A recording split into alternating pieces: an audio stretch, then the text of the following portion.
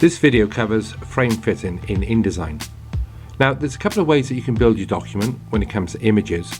The first way is when the images are already available to you and you just place them in, wrap text around them and start building your document that way.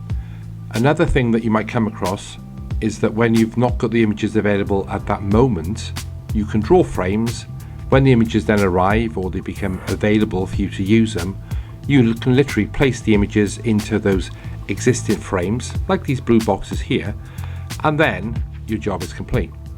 Now, when you place an image into a frame, as I do here, and I literally click, then it gets delivered into the frame at its actual size.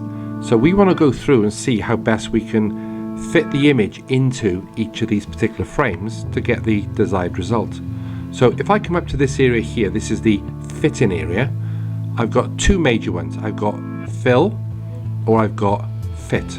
Now what fill will do, if I click on that once, is it will fill it, but it might crop certain content out, but you'll never have a white gap. So if I click on what is the content grabber, you'll see there that I've got cropped out on the left, cropped out on the right, but nothing is shown as a white line or a gap. Now if I go to the other option, which is the fit, you can see the effects of that. So I've got all the actual image there, but I've got a big gap at the top and I've got a big gap at the bottom as well. So for this particular usage, I might not want to use that one. I might want to use what is the fill. Okay, so I'm going to carry on.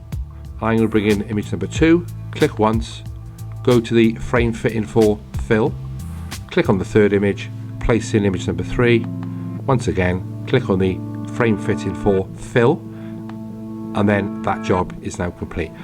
Obviously I can select these frames, okay, using a multiple select and click on that particular option, okay, or the other one, and then I can dynamically change the frame fitting for all those at the same time.